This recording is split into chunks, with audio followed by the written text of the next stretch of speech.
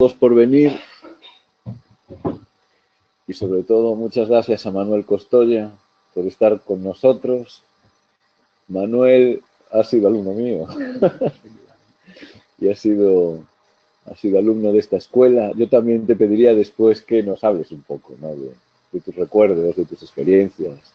Yo le decía, bueno, que pues, tampoco hace tanto que terminaste, pero ya me dijiste que hacía 15 años. También ya es que llega ese momento. Recuerdo que Andrés Albalat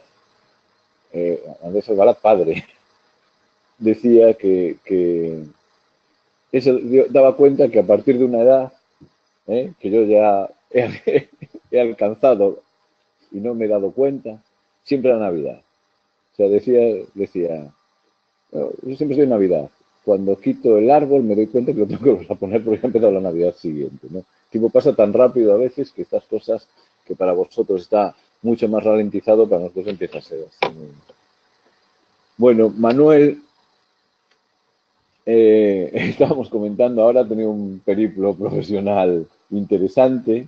Él acabó con la crisis, entonces, pues bueno, esas expectativas, como las ha superado y ha acabado en el Levante, que como decíamos, en Murcia, ¿no? Que como decíamos es lo más opuesto a Galicia que se pueda encontrar en el planeta, ¿no? Y ahí está desarrollando pues una actividad profesional que, bueno, que entre otras cosas se trae aquí, que es para todos un orgullo, ¿no? Es un orgullo ver cómo nuestros egresados y nuestros compañeros, porque yo creo que esa relación que muchas veces hablamos de ese antagonismo, ¿no? Profesor-alumno, yo creo que muchos profesores no la percibimos así, ¿no? Yo veo a mis alumnos, los quiero ver mucho más como compañeros que como antagonistas, ¿no? Yo aprendo mucho de mis alumnos y más sigo aprendiendo después cuando ya son compañeros de profesión, ¿no? Y ese es el caso de Manuel. Los éxitos de nuestros antiguos alumnos son éxitos de todos y las alegrías son alegrías compartidas y amplificadas, ¿no? Bueno, pues eso, agradecerte eso y antes de nada, pues también agradecer al Foro Cerámico de Hispalit, pues estas iniciativas que tiene de promover un poco también al hilo del conocimiento de un material, los materiales de uso cerámico, que aquí pues son en gran medida todavía un exotismo, pues tener esta oportunidad de las conferencias, de los concursos y todas las actividades que vienen promovidas y que os voy a recordar brevemente, ¿no? Bueno, para este curso nos han propuesto incorporarnos a este foro con una serie de actividades a las que todos estáis, o todos estamos invitados. Esto le da por funcionar o no, según...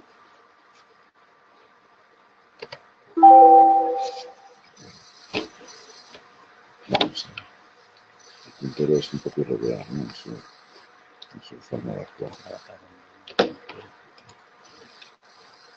Bueno, vamos a ir al procedimiento rudimentario. Eso. Entonces, bueno, hay un concurso, hay planteado un concurso de proyectos. La verdad es que en su momento nos propusieron varios temas y para elegir, y este ha sido el finalmente seleccionado con muy buen criterio, entiendo, que es un centro de información sobre Almadraba en Tarifa, con fachadas de ladrillo caravista. Toda esta documentación la podéis descargar. Bueno, estos avisos yo no sé cómo interrumpirlos.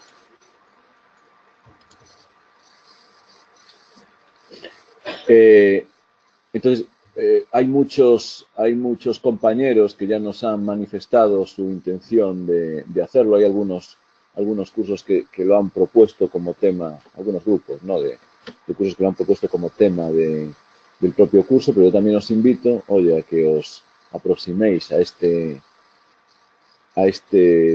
concurso, bueno, sobre todo por lo que tiene de proyección, ¿no? De vuestro trabajo más allá de las aulas, ¿no? Bueno, tiene una organización, todo esto lo podéis ver, toda esta información la podéis ver en la página de Hispalit. Hay unos premios locales que se dan aquí entre la gente que se pueda presentar, hay que hacer una inscripción. Esa inscripción contempla que sean equipos de al menos, bueno, de hasta 3 personas, ¿eh? Y hay una serie de premios y después hay un premio nacional que está decidido por un jurado externo. Bueno, aquí todo esto lo podéis ver allí, ¿no? Si vais al concurso de proyectos, podéis descargaros incluso la información. La información, ya os digo que está el programa, está todo, y quizá en el aspecto de planimetría va a haber que buscar algo más, porque no es muy completa, pero bueno, la verdad es que está muy interesante. Estos son los premios locales, los plazos hasta el 8 de abril. Y este lugar, yo no sé si alguno de vosotros conoce Tarifa y lo que es la cultura que está desarrollada en torno a la pesca del atún, pero es un local, es un tema muy interesante. Tarifa es una localidad, pues es una provincia de Cádiz, ¿no? Es el punto más meridional de la península, ¿no? Y es un punto clave en el control del estrecho de Gibraltar, ¿no? Últimamente es un lugar que tiene una actividad muy vinculada a los deportes de mar, ¿no? Es un sitio muy ventoso, precisamente es el punto más estrecho del propio estrecho de Gibraltar, y es una zona muy venteada, con lo cual todo eso unido a una tradición histórica donde allí pues siempre ha sido uno de esos puntos calientes, ¿no? Digamos, estratégicos, no sé, tendré que buscar una forma de desactivar estas cosas. No sé si lo consigo, porque esto de las notificaciones es un error. Periodos de notificaciones, estupendo. Siempre hay una solución para todo esto. No sé dónde está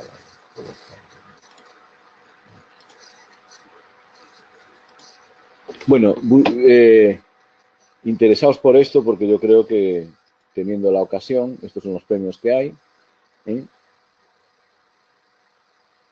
Hay premios locales, hay un primer premio y 2 menciones, pero después hay un premio nacional de 3.000 euros y 2 menciones de 1.000 euros cada una, que es bastante interesante, ¿no? Los jurados de cada una de las escuelas, pues serán el director, profesor coordinador del concurso de la escuela, en este caso soy yo, y los otros 2 miembros del jurado. Y aquí nos explica un poco quién va a ser el jurado del premio nacional.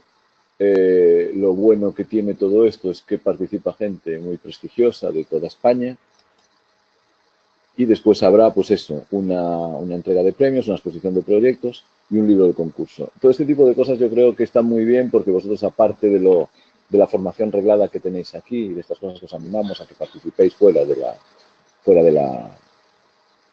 lo normativo que está previsto en el plan, también tenéis que ir trabajando en elaborar un propio currículum, un portfolio, que después va a ser muy útil para vuestra vida, no solo académica, en el caso de que decidáis hacer un Erasmus, un máster y irse al extranjero, sino también de cara a encarar vuestra actividad profesional.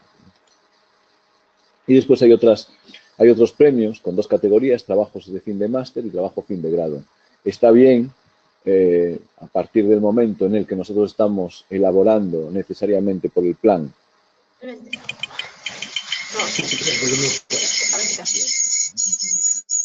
a partir del momento en el que estamos trabajando en el fin de máster y en el trabajo fin de grado en algunos temas que tienen que ver con el uso de la cerámica, pues presentarlos al premio también está bien, ¿no?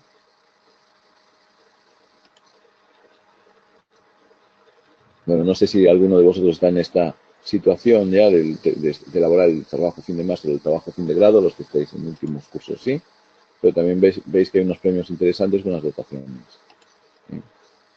También el jurado y lo mismo. Bueno, ahora estamos en esta otra actividad, ¿no?, propuesta por el Foro Cerámico. En este caso nosotros tenemos ya, sabéis, a Manuel, y el miércoles que viene va a venir Pablo Olalquiaga también a presentarnos su obra realizada en ladrillo, ¿no? O sea que el miércoles que viene va a ser a las 10 por un tema de coincidencia de horarios, de 10 a 12. Por supuesto, estáis todos invitados y os recomiendo que asistáis, ¿no? Todas estas lecciones, de la misma manera que esta la podéis seguir a través de videoconferencia, todas estas otras, lo mismo, si habéis entrado a alguien en la página web, veis que hay una inscripción posible. De hecho, aquí pues de vez en cuando salta la gente que se está conectando y que nos dice eso, con lo cual yo creo que es interesante ya no solo la oportunidad de verlo aquí en directo y de tener la experiencia, sino además de ir también a asistir a las otras a través de videoconferencia. Y después hay una serie de conferencias sobre sistemas constructivos en cerámica. Hay algunos temas muy interesantes que se están desarrollando, ¿no? Como nuevas fachadas de hoja cerámica. Yo creo que son todas estas tabiquerías. Bueno, yo creo que es muy interesante. Visitas a fábricas, etc., ¿no? O sea que todo este fruto de la colaboración de la escuela con el foro cerámico se traduce, yo creo que exclusivamente en ventajas, ¿no? Para la propia escuela, ¿no? A través de esa difusión de sus materiales. Entonces os recomiendo eso, que os intereséis, que miréis esto y sin más preámbulo le paso la palabra a Manuel. Vamos a poner tu presentación.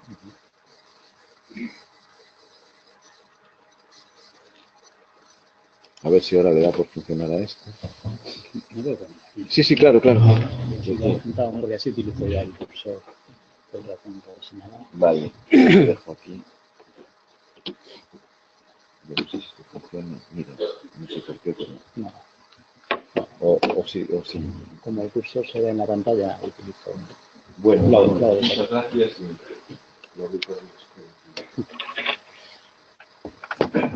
Bueno, antes de nada, muchas gracias a todos por venir. Incidir en lo que decía Cristóbal, que bueno, que Hispalit está realizando actividades muy interesantes, algunas encaminadas a vosotros, los estudiantes, y yo simplemente animaros a participar porque, bueno, uno de los motivos de que esté yo hoy aquí es precisamente el haber participado en una de sus iniciativas. Entonces, bueno, siempre os pueden abrir puertas o nuevos campos con los que no contabais y que son muy interesantes. Darle las gracias a Hispalit, a Enrique Sanz como coordinador del foro por habernos invitado, a Cristóbal y a la escuela por habernos traído. A mí me hace especial ilusión estar aquí porque, bueno, ha sido donde he estudiado, hacía mucho tiempo que no venía y, bueno, es para nosotros una alegría poder contaros un poco lo que estamos haciendo. Es un reto también dar una charla sobre la obra que la vamos a dar porque se lo decía antes a Cristóbal, es una obra que tiene 4 paredes y cuando digo 4 es porque son 4, no hay 5.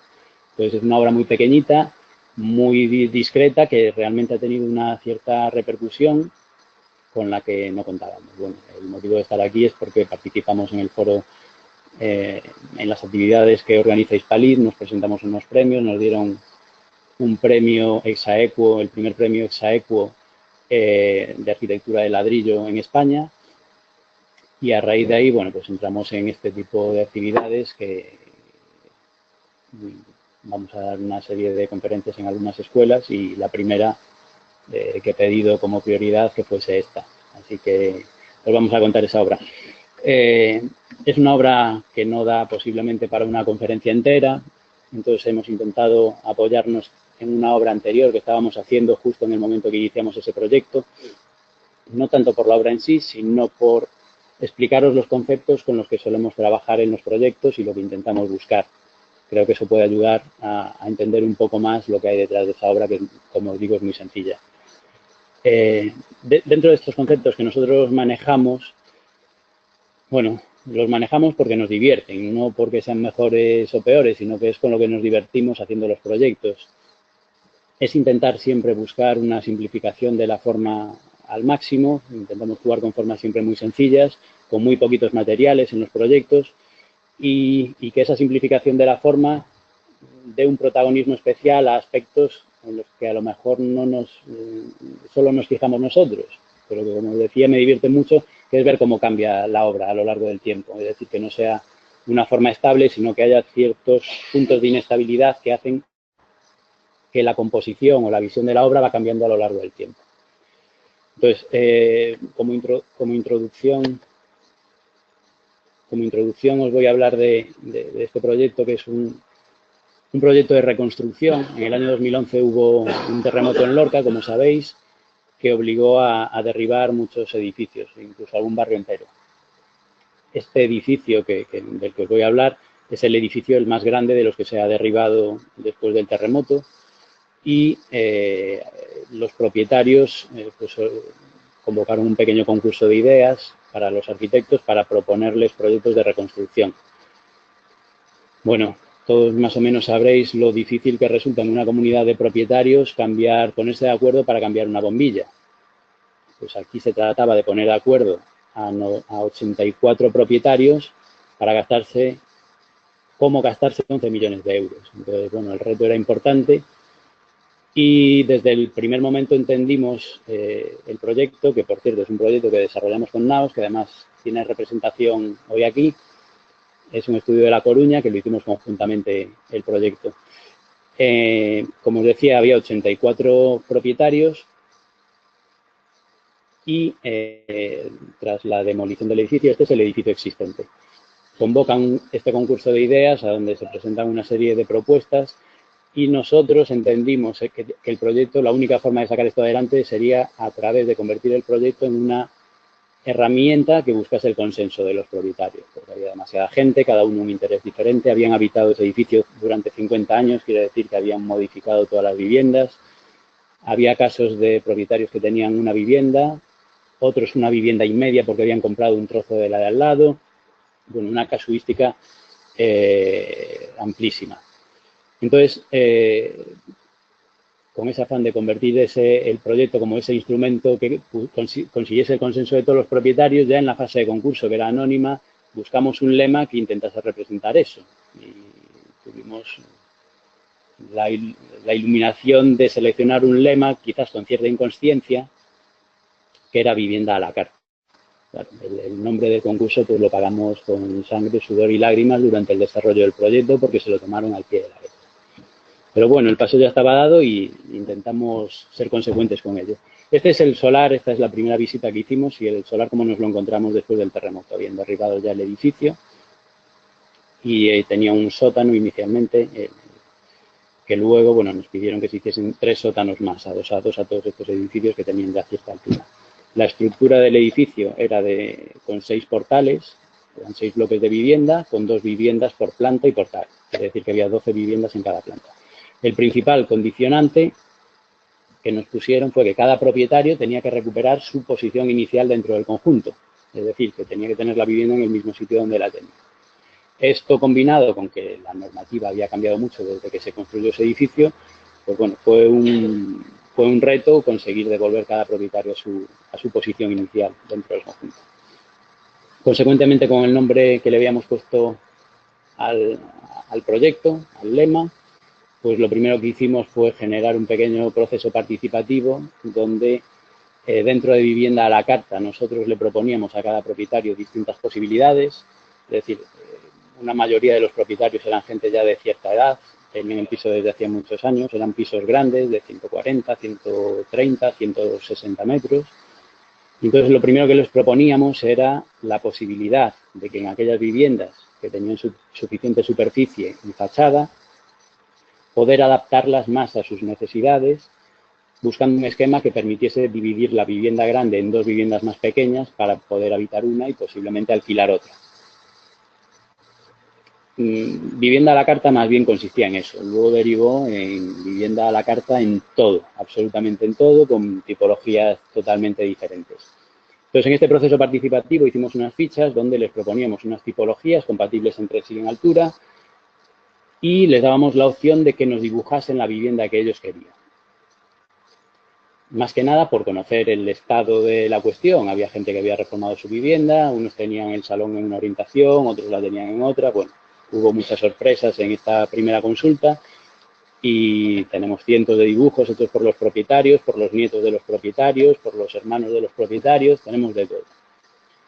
Pero sí que nos dio una idea un poco de las necesidades que tenía y de la necesidad de afrontar el proyecto como una herramienta de consenso, realmente como habíamos previsto. Como resultado, pues bueno, desarrollamos un proyecto con 45 tipologías diferentes de viviendas De las 97 que tenía finalmente el conjunto, había 45 tipos. Quiere decir que casi toca 2 iguales. O sea, un modelo que se repetía 2 veces como máximo. La configuración del edificio sigue la misma configuración que teníamos inicialmente, que es un edificio en U. Esto genera una singularidad dentro de lo que es el conjunto de la avenida. Aquí viene la avenida principal de la ciudad, que es la avenida Juan Carlos I, y mantenemos el patio central que tenían, porque así nos lo obligaba el plan general, pero hicimos una modificación que era no dejarlo como un fondo de saco, sino abrirlo a una conexión peatonal que nos llevaría por aquí. Bueno, justo en esta zona hay una iglesia y una conexión peatonal con las calles posteriores. Mantenemos la estructura que tal y como nos solicitaron, de 6 núcleos de comunicación, y por supuesto el reparto de locales comerciales ha tenido una historia muy larga también, porque poner de acuerdo en dimensiones de fachada y en superficies a todos los propietarios. Bueno, hay que señalar que no es que estos propietarios fuesen especialmente complicados, es que es muy diferente hacer un proyecto de obra nueva para unos propietarios que van a comprar la vivienda posteriormente y que se adaptan a la vivienda que has diseñado, que hacer el proyecto para unos propietarios que habían estado viviendo en esa vivienda durante 50 años. Es decir, es muy difícil imponer las cosas. Entonces, nosotros necesitábamos sacarles toda la información para poder adaptar el proyecto a sus necesidades. Esa quizás es la mayor singularidad de un proyecto de reconstrucción después de una catástrofe, ¿no?, como es esta. Bueno, las plantas no tienen gran interés, simplemente las pongo para que veáis la variación de una planta a la otra, que no se repite ninguna. Este proceso, hombre, creo que ha tenido suficiente repercusión en el proyecto como para hacerlo visible. No se queda simplemente en una distribución de las viviendas o en un diseño de la planta, sino que creíamos que era fundamental llevarlo también a la fachada. Entonces, todo el diseño del proyecto se caracterizó por un intento de imponer una voluntad individual al conjunto, ¿no? Todos los propietarios querían que se hiciese lo que ellos querían. Entonces, pensamos en la posibilidad de llevar esa voluntad individual que se reflejase también en la fachada. Es decir, que diseñar un sistema de fachadas donde el propietario de cada trocito de fachada pudiese modificar el conjunto según sus necesidades y según su criterio. Entonces, bueno, diseñamos los 2 volúmenes, intentamos limpiarlos al máximo, crear una piel lo más lisa posible y que fuese un lienzo en blanco, un lienzo continuo, donde simplemente aparecen unas zonas perforadas para permitir la entrada de luz y tener un cierto control solar de las ventanas. Estas discontinuidades no son por criterios de proyecto, fueron porque este propietario nos ha pedido una terraza. Y estas 3 de aquí, lo mismo. Es decir, que hasta ese punto a la carta llegamos en el diseño del proyecto. Entonces, nosotros concebimos esta envolvente con esa intención de que los propietarios pudiesen imponer su voluntad individual a todo el conjunto de la edificación, tratando de simplificar el volumen al máximo y el plano, que hubiese un único material, para que luego, posteriormente, ellos pudiesen cambiar la configuración, la visión del edificio. Es decir, es una piel con un panel composite, una fachada ventilada, que pasa por delante de las ventanas y que se abre y se cierra según las necesidades de cada propietario. Entonces, nos parecía interesante ver cómo cambiaba la composición de la fachada con las sombras y al arrugarse la piel de esta forma a lo largo del día. Bueno, jugamos con distintos tipos de perforación. En este caso, en las zonas de lavaderos llegamos un 50%, nos movimos entre un 30 y pico, era lo estándar, y en función de la posición y la orientación, pues se cambiaba.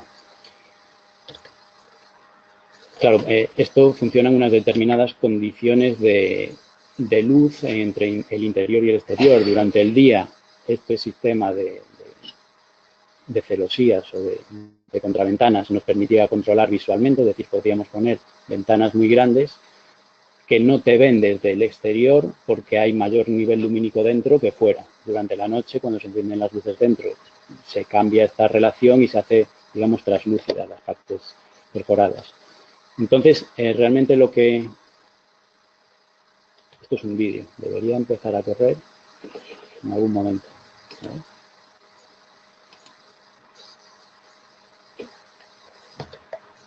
Pues no... no lo va a reproducir. Bueno, es un vídeo que grabamos durante 24 horas, durante un día entero y parte de la noche, haciendo un time-lapse desde el edificio de enfrente para ir viendo cómo se van abriendo y cerrando y cómo va cambiando la composición. Pero bueno, es una pena, pero no se puede ver. Si tenéis curiosidad, en nuestra web está colgado, lo podéis ver. Al final, bueno, en relación a ese vídeo, que era donde quizás mejor se vería cómo cada propietario podía cambiar la fachada, lo que hicimos fue simplificar esa forma para darle mayor presencia a esos cambios, que fuesen más visibles, que tuviesen más visibilidad. Y lo que hicimos fue darle, digamos que el usuario del edificio era quien tenía el instrumento que utilizamos para conseguir ese cambio o esa inestabilidad en la forma que hace que vaya cambiando la composición de las fachadas. Bueno, nos acusaron de cortar la avenida en 2 trozos, de dividirla. Y creo que sí que lo hemos hecho y estamos muy orgullosos de ello. Estas fotos son un poco más del entorno para que veáis lo que había en el entorno. Todo edificios en colores tierra, muy presente la cerámica, los cementos y bueno, sí que se ha dividido en 2 y se ha dividido en 2 también la población de Lorca entre a favor y en contra. Quizás ganan los en contra sobre los que están a favor de este edificio. Pero sí que se ha convertido un poco en el símbolo de la reconstrucción de Lorca y ha tenido cierta importancia en la región de Murcia, cómo hemos abordado el proyecto. Esto es simplemente para introducir ese concepto, pues de que intentamos prestarle más atención a esas partes que cambian de la composición arquitectónica, para introducirlo. Y ahora vamos a ver un proyecto que es totalmente diferente, que a priori no tiene nada que ver, pero que para nosotros tiene una misma forma de entenderlo. Esto es un concurso que convocó en su momento el Ayuntamiento de Santa Eulalia, que es un ayuntamiento limítrofe con el de Ibiza. Es un pueblo que se llama Escús d'en Vals, que es esta población, es una población pequeña y está casi dentro del Ayuntamiento de Ibiza, está justo en el límite. Tenían unas pistas deportivas exteriores, que son estas que veis aquí, que en un momento determinado, bueno, eran pistas de entrenamiento de balonmano y de baloncesto. En un momento determinado, uno de los clubes que entrenaba en las categorías inferiores suben de categoría y deciden mejorar las pistas. Entonces se plantea un concurso que se convocó como concurso de proyecto y obra, es decir, no se adjudicaba al mejor proyecto, sino a la mejor oferta de un proyecto con una oferta de una empresa constructora. Nosotros en este caso íbamos con una empresa constructora y planteamos un proyecto de lo que nos pedían, que era simplemente una cubierta. Había una restricción económica muy importante y buscamos un sistema estandarizado que está patentado por una empresa para, bueno, muchas de las naves industriales que veis por ahí están desarrolladas con ese sistema. Es una empresa que se llama Añuri y tiene un sistema estructural que simplifica mucho y que optimiza mucho los costes, con lo cual teníamos poco que aportar, digamos, en un principio. Las pistas estaban totalmente encajonadas, aquí estaban pegadas al lindero con el vecino, por este lado están pegadas a un campo de fútbol, porque se integran dentro de un conjunto deportivo que tiene el campo de fútbol, las pistas deportivas, un pequeño edificio de vestuarios que se nos echaba encima también, y luego lleva toda esta zona de aquí, esta línea, que es esto que se ve aquí, pues es un torrente, porque bueno, en esta zona no llueve como en Galicia, llueve torrencialmente, llueve muy pocas veces, pero llueve con mucha intensidad. Entonces, la evacuación de las aguas normalmente se produce por superficie porque cualquier sistema de saneamiento colapsa ante la intensidad de las lluvias. Entonces, esto es un canal de agua simplemente para poder conducirlo y sacarlo de aquí. Eran 2 pistas, nos pedían que mantuviésemos las 2 pistas. Y entonces, en la fase del concurso, nosotros lo que nos propusimos fue buscar una cubierta, una configuración que hiciese que no se perdiese el concepto de pistas al aire libre que tenían.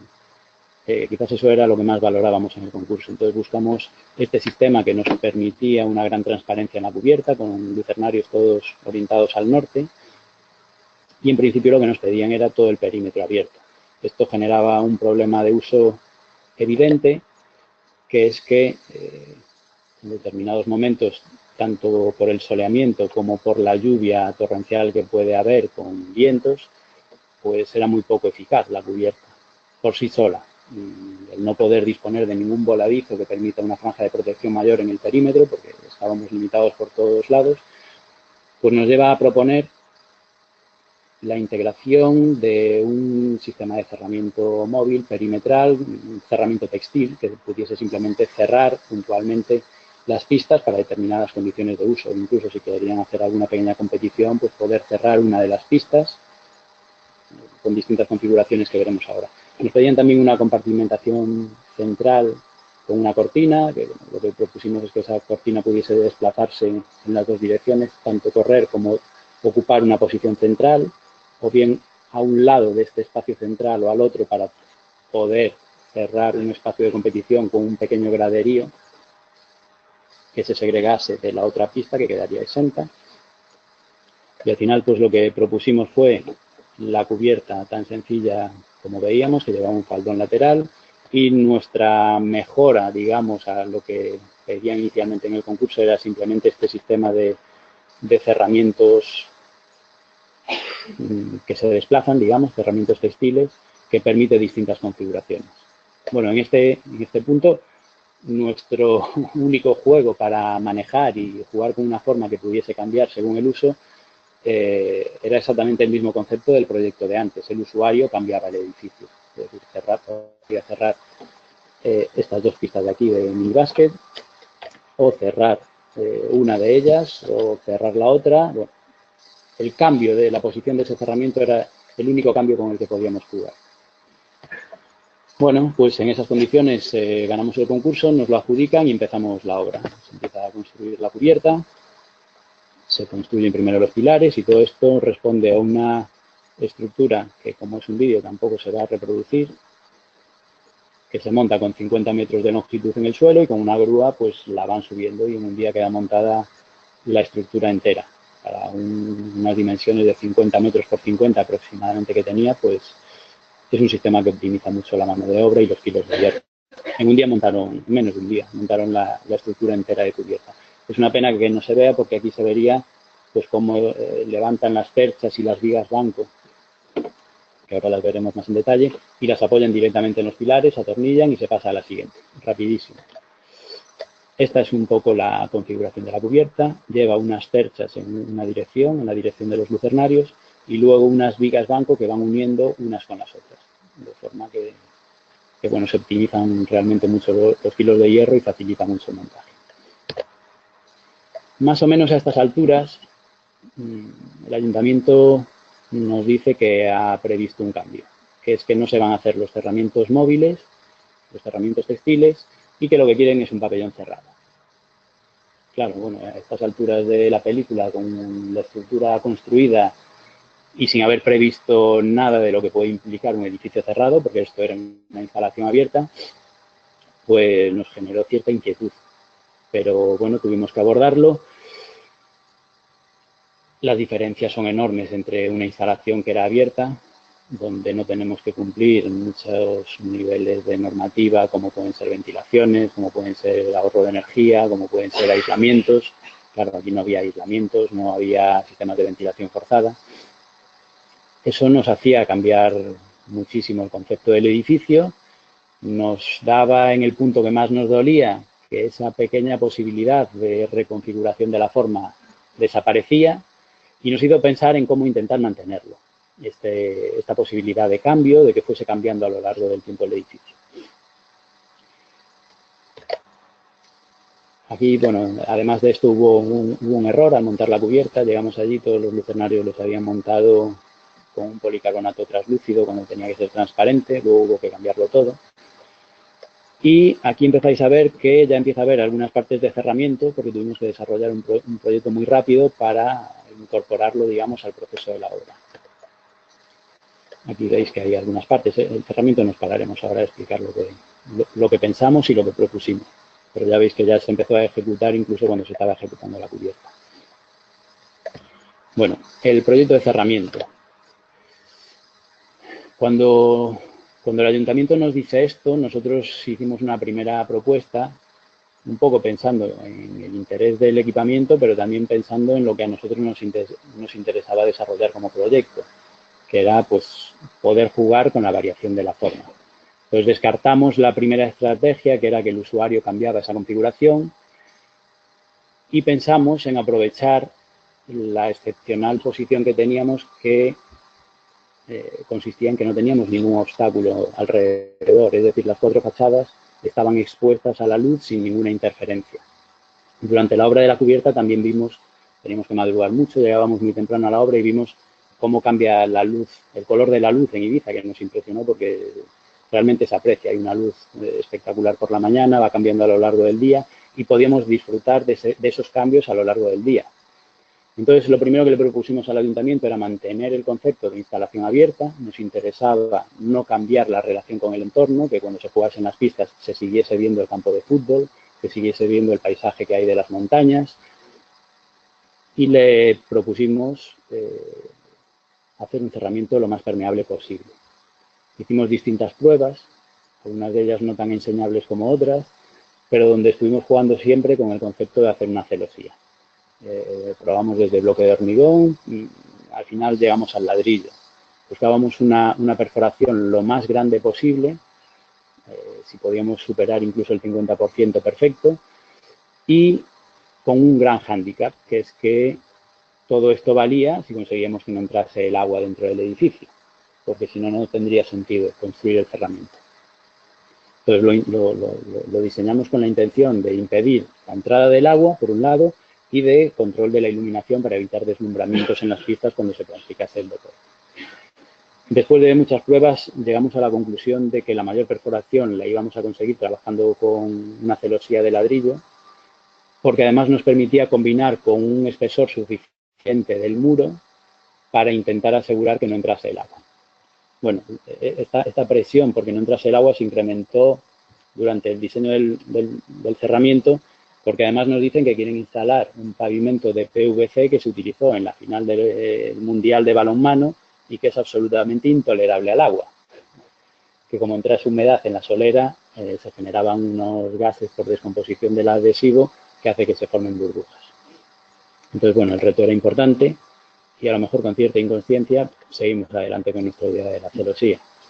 Bueno, esta es la planta del edificio. Ya veis que por aquí no era imposible contar con ningún voladizo. Aquí hay una zona de protección respecto al torrente y estamos en el límite. Este edificio se nos echaba encima. Y al final el cerramiento, que son los 4 planos que os decía antes que tenemos, buscamos una ordenación de las partes ciegas y las partes permeables en función de la relación que queríamos con el entorno. Aquí en esta zona de aquí, este es el alzado de Poniente, la calle estaba elevada y entonces los vecinos podían asomarse y ver la zona mientras practicaban deporte los equipos aquí. Quisimos mantener eso, con lo cual llevamos toda la celosía a la parte superior del cerramiento. Este es el alzado que da hacia el campo de fútbol. Como queríamos incorporar las líneas del paisaje, que son montañas muy sinuosas, lo que hicimos fue intercalar los paños ciegos y los paños permeables para poder, desde el interior, conseguir introducir ese perfil de las montañas y conseguir una comunicación también visual directa con el campo de fútbol, del que no nos queríamos separar. Este es el acceso principal, por aquí se accede, hay una zona de aparcamiento y una pequeña placita, en donde las zonas de celosía, unas se quedaron en la parte inferior y otras en la parte superior, intentando buscar una relación visual con este edificio de vestuarios que es posible que se renueve y que pueda tener una comunicación visual con las pistas. Y en esta parte de aquí que pusimos la celosía en la parte superior, pues un poco a nivel de elemento más visual, digamos, del conjunto. Buscábamos que hubiese un recuadro semitransparente que fuese cambiando de color permanentemente a lo largo del día. Bueno, estas son las secciones, este es el torrente que os decía, la calle que se eleva aquí desde donde los vecinos podían ver las actividades que se celebraban aquí. Esta es una sección en el otro sentido donde se ven los lucernarios que se abren al norte y el sistema estructural, que ya nos venía semidefinido.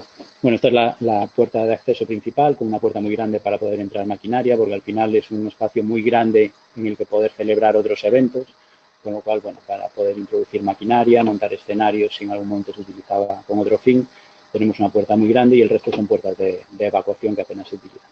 Este es el recuadro que os decíamos que por ser la esquina más visible, queríamos que se visualizase ahí los cambios que se pudiesen producir de la composición, del color, y lo utilizamos un poco como reclamo, y por eso ponemos también el nombre del lugar donde se sitúa el equipamiento como la zona más visible. Este es el recuadro que nos comunica con el edificio vestuarios. Este es el alzado norte. Este es el alzado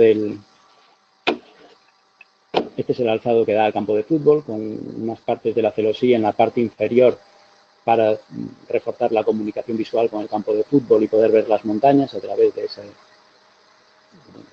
esas perforaciones. Y este es el alzado oeste, que es el que da hacia el torrente, donde alineamos todas las perforaciones para que los vecinos desde la calle de arriba pudiesen seguir viendo las actividades que se desarrollaban dentro. Bueno, a nivel constructivo hemos tenido otro hándicap más, que como este cerramiento se concibió después de estar construida la estructura, pues todo el cerramiento tenía que apoyarse directamente en la cimentación. Los pilares no habían sido calculados para soportar ninguna carga vertical más que la de la cubierta. Entonces eso nos obligó a configurar un sistema de cerramiento que llegaba a tener más de 10 metros de altura, apoyado en el suelo y donde tendríamos que buscar un arriostramiento horizontal por los esfuerzos de viento. En las zonas donde tenemos puertas hemos tenido que construir unos dinteles de hormigón con unas pilastras de hormigón sin cargarle ningún esfuerzo a los pilares. Entonces, bueno, lo que hicimos fue considerar ese muro de ladrillo de un pie de 24 centímetros de espesor, autoportante, pero montando un sistema de montantes horizontales conectados a los pilares que nos permitían absorber los esfuerzos horizontales de viento. Este, bueno, lo mismo es el alzado principal y el alzado norte. Y aquí, bueno, por comentaros un poco los detalles constructivos que empleamos, que es con esta base de celosía, donde colocamos una hilada de ladrillo a sardinel, eliminando, poniendo un ladrillo sí, un ladrillo no, y luego las hiladas horizontales, duplicándola cada 1,20 m, poniendo una hilada doble de ladrillo que nos permitía disponer el montante horizontal que va unido a la estructura para los esfuerzos horizontales e introducir una malla Murford dentro de esa junta que generábamos entre estas dos hiladas, que eran las únicas dos hiladas que había continuidad del ladrillo para poder camuflar una posible armadura. El replanteo del ladrillo es complicado porque tú trabajas con unas medidas teóricas, pero luego en la obra te encuentras otras, que si varían un poquito las juntas va cambiando mucho. Entonces teníamos que conseguir un sistema de hacer coincidir estas armaduras justo en la junta donde coincidiese ese ladrillo, estas dos hiladas de ladrillo. Entonces lo que hicimos, pues bueno, fue diseñar un pequeño sistema de anclajes que permitían holgura y poder subir y bajar las armaduras sin que transmitiesen ningún peso vertical a la estructura y sí que permitiesen absorber las irregularidades en la ejecución del ladrillo. Por otro lado, bueno, contábamos con que aún en las previsiones más optimistas algo de agua entraría, con lo cual a través de la celosía lo que hicimos fue poner una recogida de aguas en la parte inferior de los paños de celosía que van elevados. Pusimos un trasdosado interior para enrasar la cara interior de los pilares con el muro de cerramiento y que no hubiese esquinas que sobresaliesen de cara a accidentes cuando se está practicando deporte. Y a esta recogida de aguas pues le conectamos unas pequeñas pipetas de desagüe que veréis ahora en las imágenes. Todo eso, pues tenemos estos 10 metros de altura que vienen apoyados aquí abajo exclusivamente. Y con los ladrillitos pues puestos en vertical, que por fortuna se aguantaron bastante bien. Bueno, estos son los montantes horizontales. Desde el último montante todavía teníamos una parte que salía de antepecho hacia arriba, con lo cual tuvimos que poner también estructuralmente un perfil que rematase y que uniese a la estructura toda esta parte de cerramiento que sobresalía del último montante. Y bueno, ahora pasamos un poco ya a ver que quizás para vosotros es lo más útil ver cómo se ha ejecutado, por ver la obra en sí y cómo se fueron desarrollando los detalles constructivos. Aquí se estaba construyendo ya la parte inferior, los paños ciegos de cerramiento inferiores, y aquí todos los dinteles donde se iban a apoyar luego las celosías de ladrillo. Aquí estamos en lo mismo, estos son los paños ciegos, los dinteles que dan de puertas de evacuación hacia el campo de fútbol. Y esto que aparece aquí es un perfil simplemente de montaje para arrostrar los pilares en fase de construcción, luego se eliminará. Y aquí viene pues ya una parte importante del proyecto, que es el replanteo de todo este ladrillo para que los huecos quedasen iguales, los encuentros en los extremos. Era una cosa que nos preocupaba mucho porque, claro, cuando ves poner el ladrillo, normalmente se hace casi guiñando el ojo.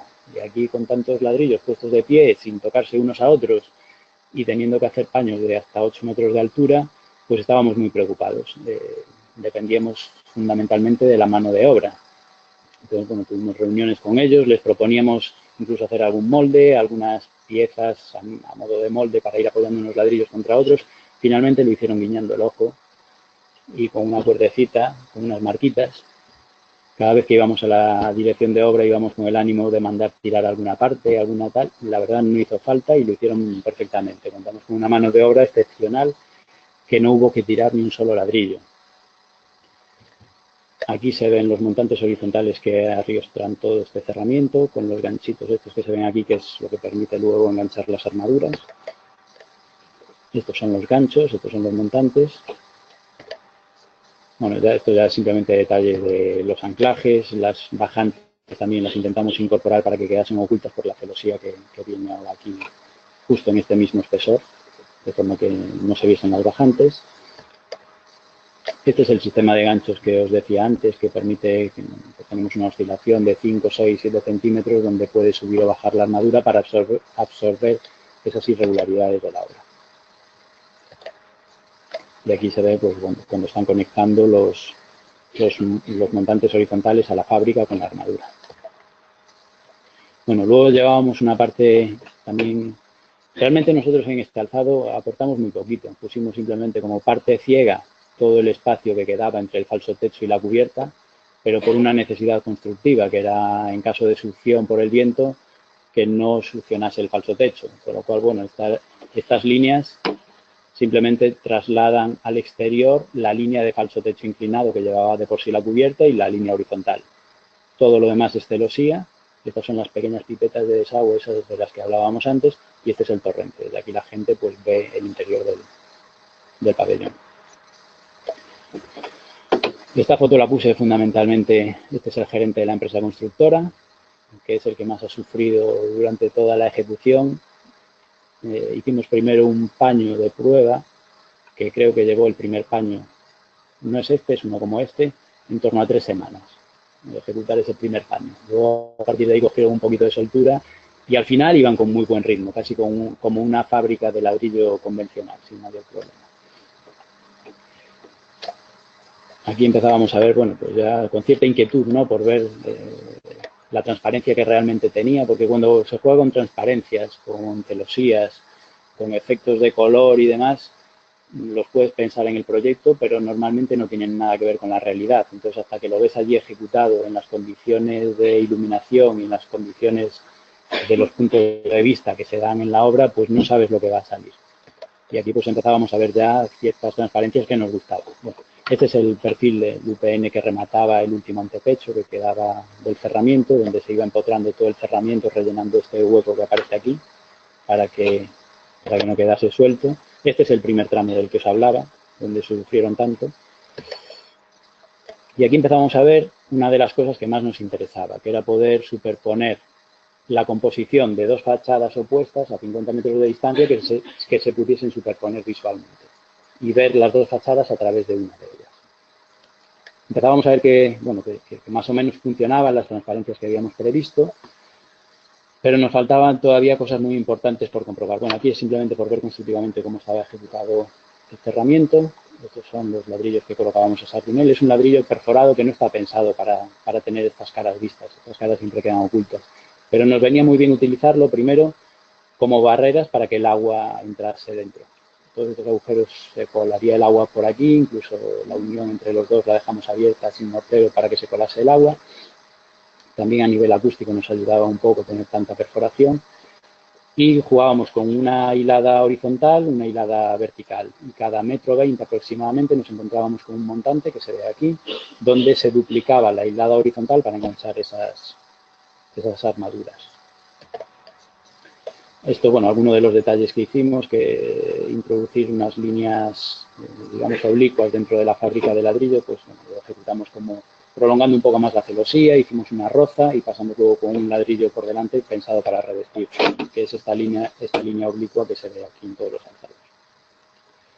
Y aquí, bueno, pues seguir contrastando la transparencia, que nos generaba tanta intranquilidad de saber cómo se iba a ver, que nos iba gustando lo que íbamos viendo. Aquí se va completando todo, jugando con los paneles ciegos y los opacos. Esto, bueno, pues nos permitía seguir introduciendo visualmente todas las viviendas que había en el entorno, que se veían desde las pistas cuando estaban abiertas y se siguen viendo ahora, y que la gente que pasa por la calle le permitía ver también el interior del pabellón. Quiere decir que esta gente desde sus ventanas sigue viendo jugar a los niños a pesar de tener el pabellón cerrado. Y este ya es el alzado que da al campo de fútbol completo, donde veis que, bueno, más o menos vamos siguiendo las líneas del paisaje, se siguen viendo las montañas, seguimos viendo el campo de fútbol y teníamos prácticamente completados los 4 paramentos con los que podíamos jugar en la envolvente. Nos quedaban ya a estas alturas solo 2 paños por completar, porque al final jugábamos con 6 en total. Los 4 cerramientos, una cubierta y un suelo.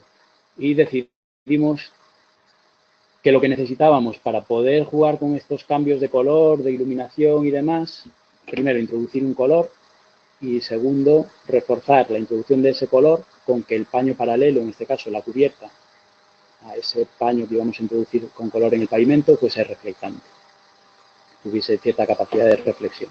El color fue el azul, por estar en Ibiza, es omnipresente, y pensamos que generaría un ambiente que, bueno, muy relacionado con el entorno en el que se situaba.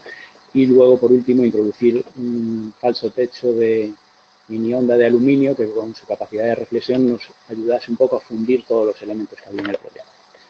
Y el resultado, pues más o menos fue este.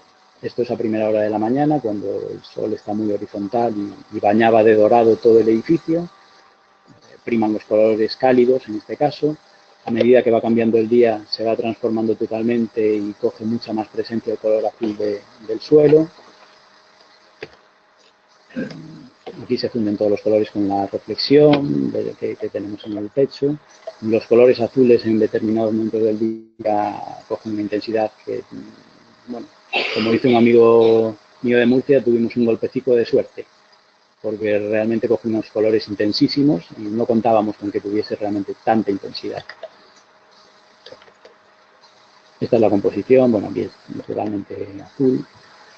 La transparencia, nos quedamos muy contentos con el nivel de transparencia que habíamos conseguido.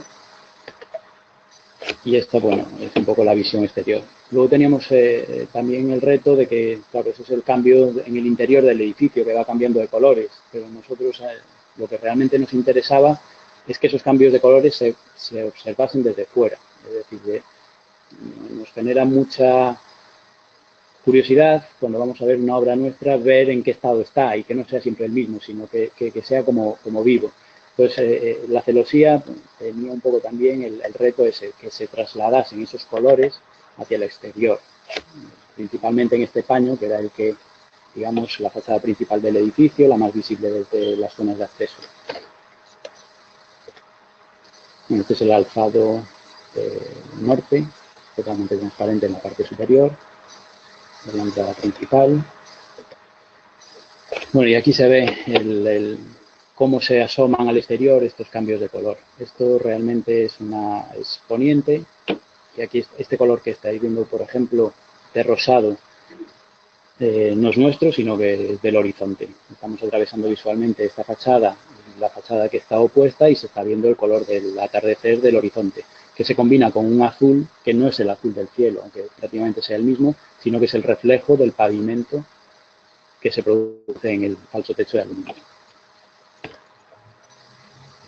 Luego tenemos ese juego que llevábamos de superposición de la composición de 2 fachadas enfrentadas. Durante el día es prácticamente opaca la celosía, pero cuando cambian las condiciones de iluminación se superponen compositivamente las dos, de forma que vemos el ajedrezado de una de ellas superpuesto con la franja coincidente de celosía en la horizontal. Lo mismo en el alzado a campo de fútbol. Y luego simplemente pusimos esta imagen que cambia de ser totalmente blanco a introducir ese color azul que se refleja del pavimento del suelo e introduce también la franja del horizonte que está más allá. Y cómo cambia de color para introducir tonos amarillos y tonos azules, pues en función de las condiciones de la iluminación. Como os decía, pues bueno, por los motivos que sea, esta obra que se ha ido generando prácticamente por trozos y en distintas fases en la que no teníamos ninguna expectativa, pues bueno, ha tenido cierto reconocimiento. Detail, que supongo que la conocéis, es una revista alemana, ha publicado el proyecto, lo ha elegido portada de un número con arquitectos de mucho más renombre que nosotros. Nos ha pedido volver a publicarlo en breve, creo que en 3 o 4 meses sacarán un número de instalaciones deportivas donde van a volver a publicarlo. Está en la Bienal Española de Arquitectura, que ahora mismo está en los nuevos ministerios en Madrid y va a empezar ahora una gira por Nueva York, París, con un montón de ciudades. Y nada más, 4 paredes. Así que no puedo decir ya mucho más que lo que he dicho y si tenéis cualquier duda, pues la puedo intentar responder.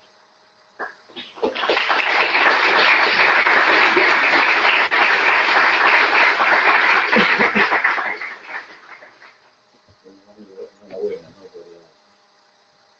Yo sí que te pediría que si puedes acceder ahí a tu página web, no sé si es el vídeo. Ah, vale, sí.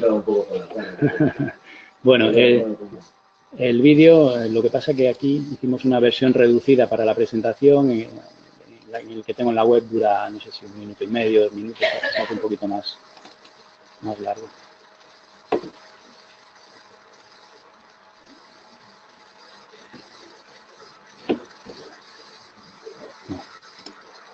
¿Qué explorador? No, ese mismo.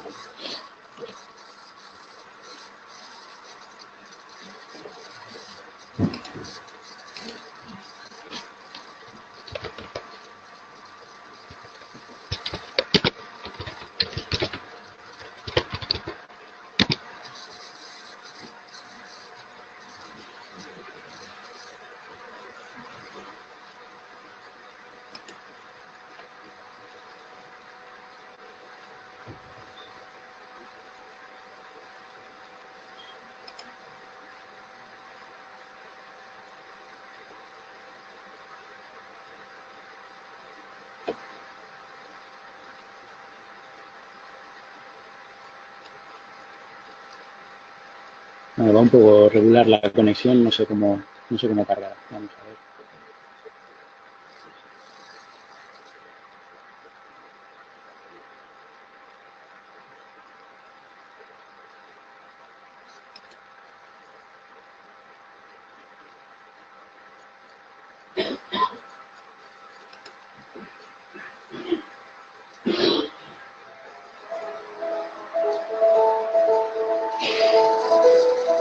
Esto grabado a lo largo del amanecer hasta el anochecer.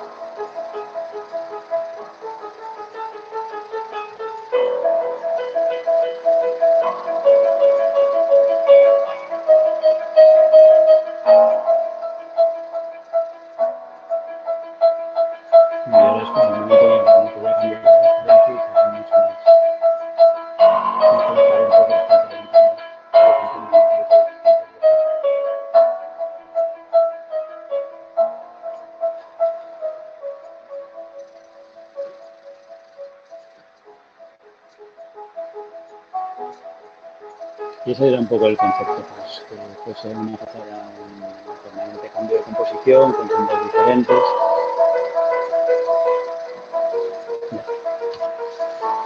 Y el otro vídeo es mucho menos importante, no lo tenemos que colgar en la web.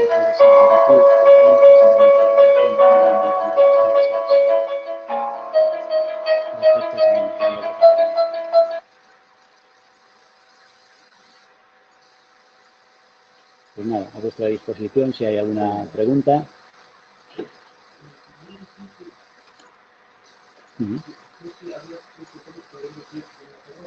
Sí. Sí. Esos huecos son permanentes. Son las únicas interrupciones que hay. Son de 97 viviendas, pues son 4 terrazas. Y así se han quedado. No lo intenté, la verdad. De hecho, intentamos fomentar que alguno más quisiese terraza, pero no las quisieron. Rompe un poco ese plano tan continuo en unos puntos aleatorios, porque ha sido quien lo ha pedido, no está pensado desde la composición arquitectónica. Ha sido uno dando a la avenida y estos 3 que están aquí atrás. Nada más. Intentamos convencer de que hubiese más terrazas, para que hubiese mucho más, pero no lo conseguimos.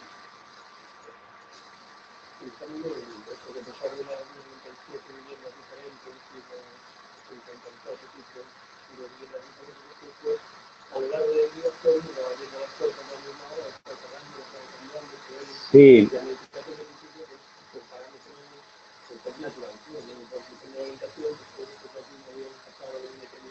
Sí, de hecho, ha sido muy polémico porque durante la ejecución, pues bueno, lo que se puede comentar quien pasa por la calle, pues están haciendo un edificio que no tiene ventanas, el manicomio, la jaula de grillos, bueno, apodos todos los del mundo. Hicieron un reportaje del edificio no hace mucho, en la televisión allí local, regional de Murcia, y entrevistaban a los propietarios. Y no sabían explicar los motivos técnicos, pero sí que apreciaban mucho el control solar que les aportaban esos elementos. Aquí estamos hablando de Murcia. Le decía a Cristóbal, yo he llegado a estar a 51 grados en verano. Entonces la incidencia solar tiene muchísimo peso en la composición de las fachadas. Valoraban mucho el aislamiento que conseguían, valoraban que no les veían durante el día a pesar de que la luz está entrando. Entonces al final, pues bueno, tienes la satisfacción de que es un edificio de imagen muy dura desde el exterior, pero luego sí que valoraban los beneficios que les ha generado este sistema.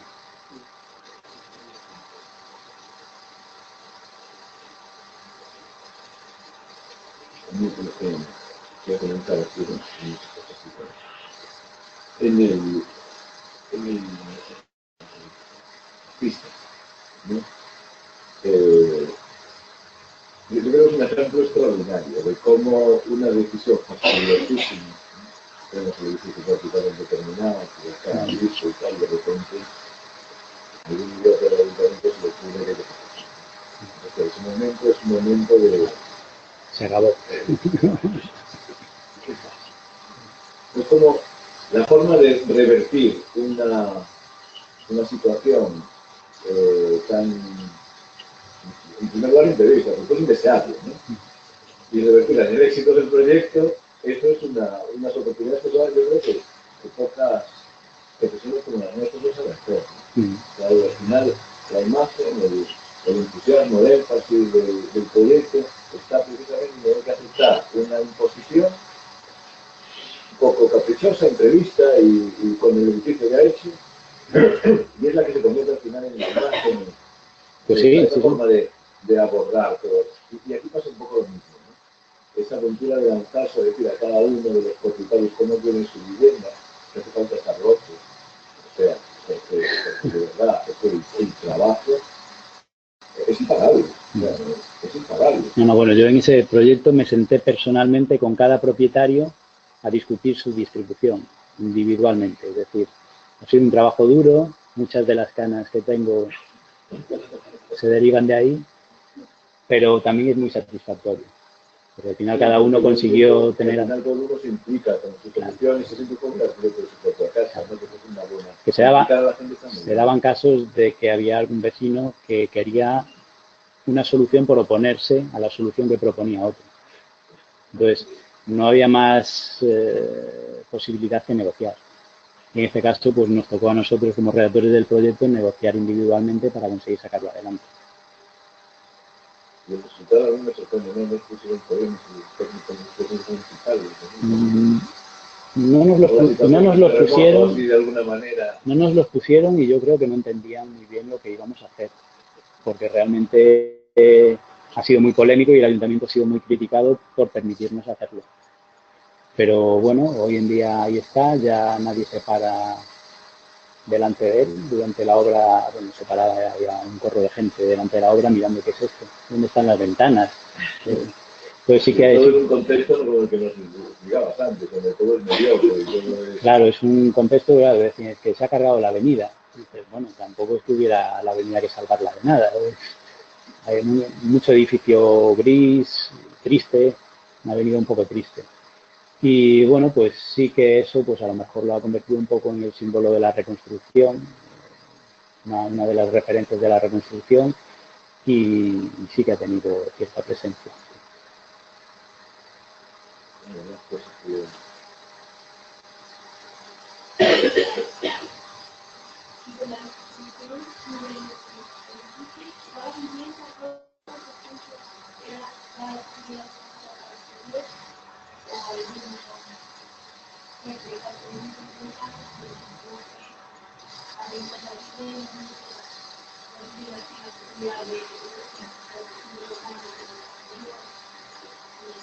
Sí, no todas las, vamos a ver, todas las estancias habitables de dormitorios, salones, todas dan al exterior.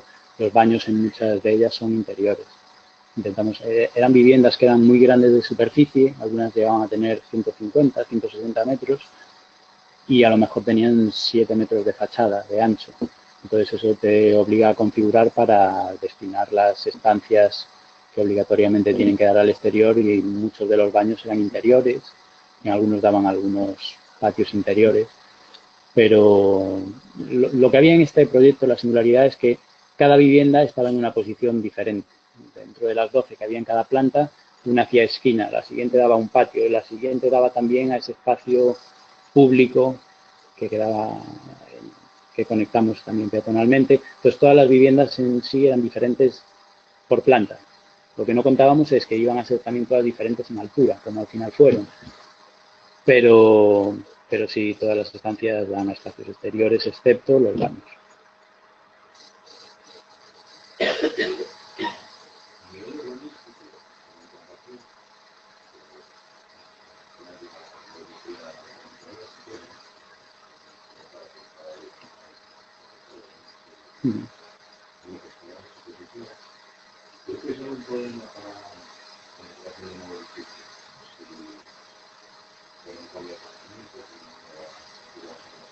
Sí, no quise entrar en ese tema porque es escabroso. Sí,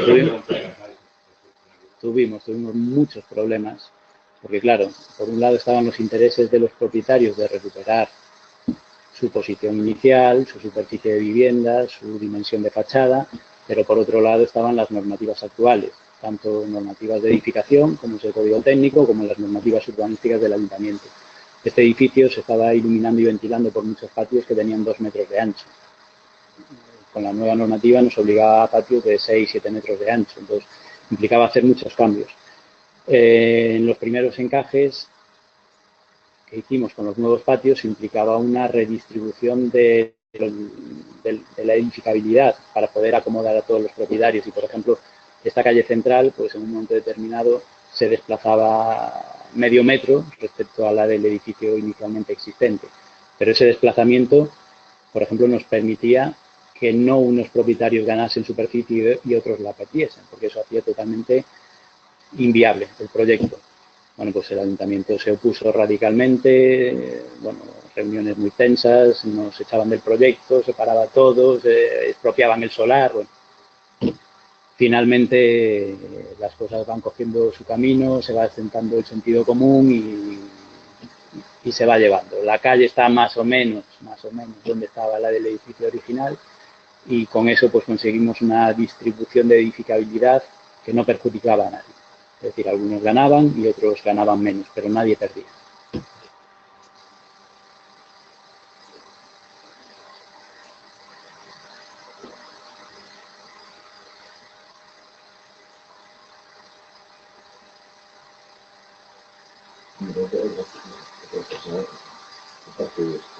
como antiguo alumno de la escuela. Cuéntanos un poco así tus recuerdos, tus impresiones y cómo has abordado tu experiencia profesional pues, a partir de que has salido de aquí, ¿no? Muchos de ellos están expectantes. No, pues yo, vamos a ver, es que decías que no había pasado tanto tiempo. Han pasado unos años que son clave. Es decir, toda esta tecnología, yo cuando vinimos a la escuela era para dibujar a mano. Yo no sé ya si dibujáis algo a mano en los primeros cursos. Lo dibujábamos con lápiz, con Rotring. Si se te corría la tinta había que empezar el plano otra vez. Pues yo el recuerdo de la escuela, yo empecé a utilizar así para cosas puntuales el ordenador en tercero o cuarto de carrera. Antes no hacíamos nada. Y yo al final la sensación que tengo es de una cierta pena de haber descubierto lo que era la vida del arquitecto después de salir. Y por uno solo, ¿no? Por uno mismo. No haberlo empezado a descubrir ya en la escuela. Esa es una de las penas que más me da. Por eso creo que es muy bueno para vosotros que participéis en este tipo de cosas, de foros de Hispalit, que estéis en conferencias, porque realmente hay una vida fuera que no te la imaginas cuando estás en la escuela. Pues sí que es bueno que participéis en el contacto con la vida real, que aprovechéis las conferencias, que aprovechéis esta serie de iniciativas como puede ser esta o cualquier otra, que tengáis acceso a algunas obras, que los proyectos que están en ejercicio os expliquen las dificultades de abordar un proyecto, que no es todo a nivel conceptual. Cuando estamos en la escuela, pues casi vemos proyectos a nivel conceptual, ¿no? De desarrollar el proyecto que uno quiere. Bueno, eso en la vida real es una parte muy pequeñita de lo que implica realmente un proyecto. Y guardo con cierta pena, estoy muy contento de mi paso por la escuela, tengo buenos amigos, buenos profesores, con cierta pena no haber descubierto eso ya en la escuela. Y encontrártelo de frente cuando me voy a trabajar a Murcia y me mandan a firmar un proyecto de 100 viviendas, pues ahora me doy cuenta de que soy un inconsciente, que no sabía ni lo que estaba firmando. Bueno, eso también lo da el tiempo, pero sí que es bueno que os vayáis introduciendo y que os vayan explicando en qué consiste todo esto, que no es solo desarrollar proyectos a nivel conceptual, sino ser consciente de las responsabilidades que implican, las dificultades que hay con la administración, con la normativa. Creo que sería muy bueno y seguro que los profesores también os van dando nociones, pero que dediquéis parte del tiempo también a conocer eso. No todo es la formación académica, sino que las dificultades para desarrollar un proyecto son mucho mayores que las de intentar hacer un proyecto bonito.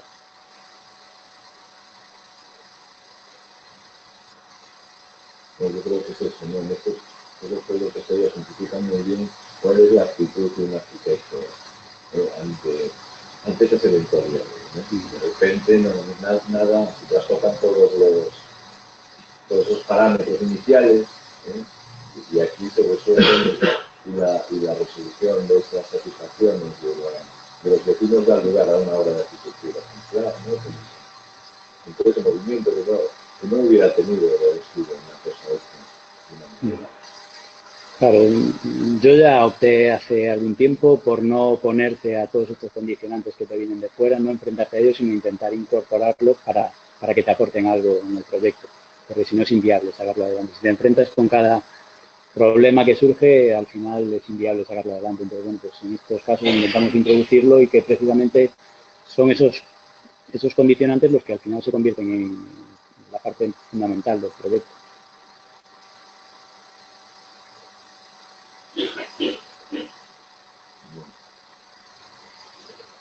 Cuando digo este contacto con la vida real, me refiero también a hacer preguntas.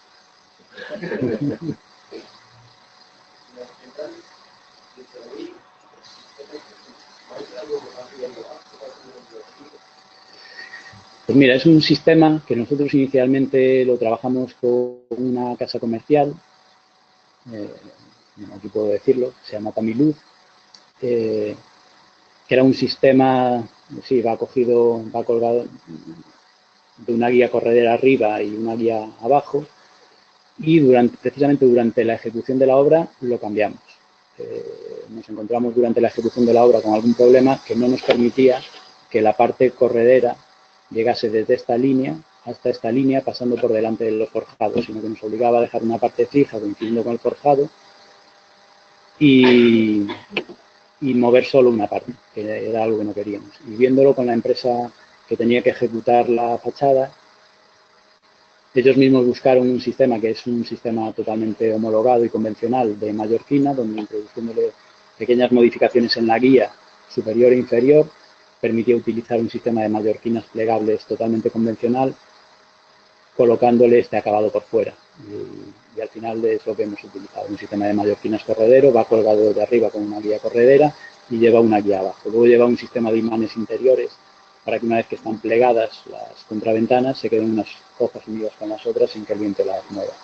Y ya está, un sistema muy sencillo y relativamente económico. Nos ha llamado Cortizo en alguna ocasión porque recibían llamadas de arquitectos que querían utilizar este sistema.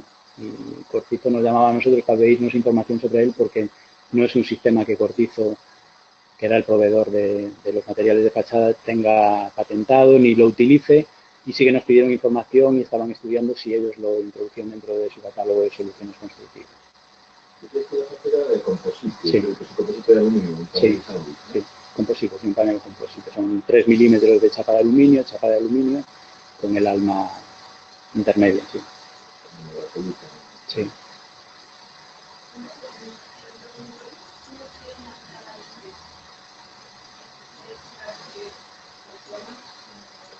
Sí, en los dormitorios hemos puesto persianas. Sí.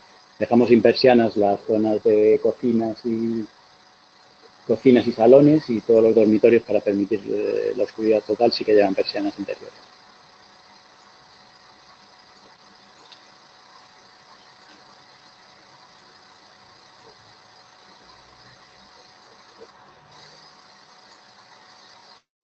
¿Listo? Muchísimas gracias. Gracias a vosotros.